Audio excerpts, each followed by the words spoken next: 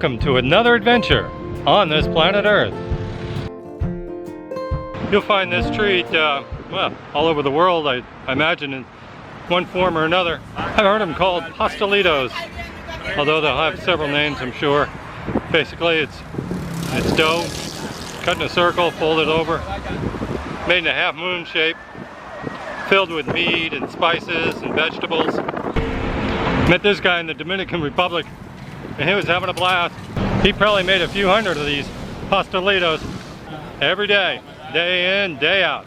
I've seen these made in all different varieties, called all different kinds of things all around the world. I think in America they call them Hot Pockets. You think you have parking problems? Go to Mongolia. It's just sheer parking madness. This guy here is just parked. We're in a city that has had a car explosion with this just insane dumping of cheap used cars from Japan. Now all of a sudden, many people who couldn't afford cars before can afford them. Pretty much it's just a free-for-all. And here's another possible reason for the parking mayhem. Like my brother suggested, for millennia, Mongolians have been herders.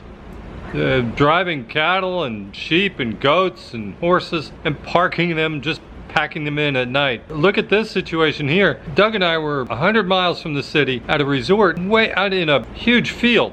But there were about 30 cars and they were all double parked. And I figure it's to protect them because wolves won't attack things when they're in packs. That must be it. All right, now the situation is not as insane as I make it out to be, folks. They do have a plan. Quite often, there will be a person sitting in the car, but also you can buy these and put your phone number right in there. When you block someone in, nobody gets upset. They just call the number right there, and then you come running out and you move your car and all is good.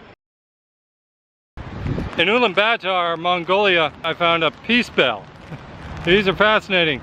This bell is put here by the World Peace Bell Association, which was started about a decade after World War II with the goal of putting one in every country in the world.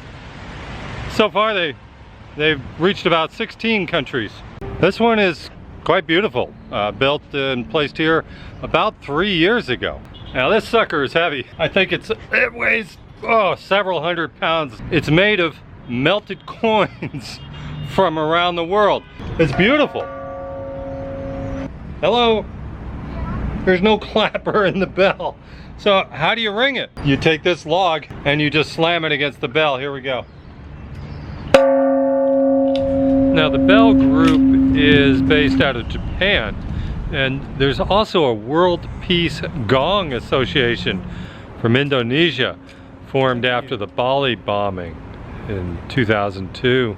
I found this gong in the city of Vientiane, the capital of Laos. Really a beautiful project, made for peace around the world. Now Mongolia is about the third least densely populated country in the world, and it's about the size of all of our southern states, so you'd think there'd be plenty of aviation, but not really.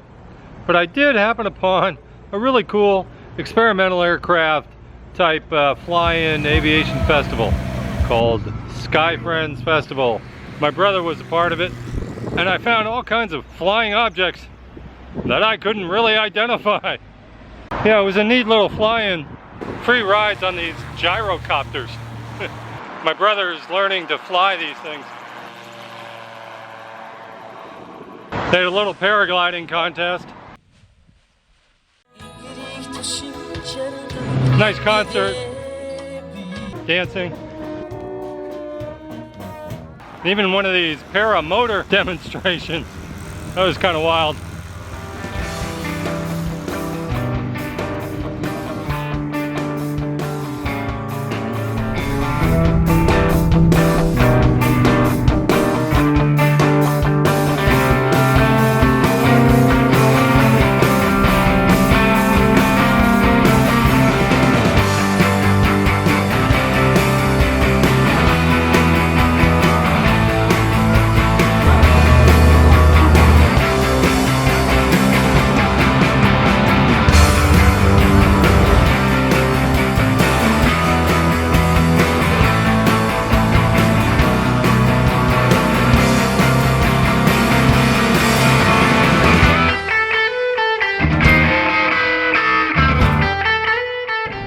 Hello and thanks for hanging. I hope you enjoyed my latest 4x4 adventure.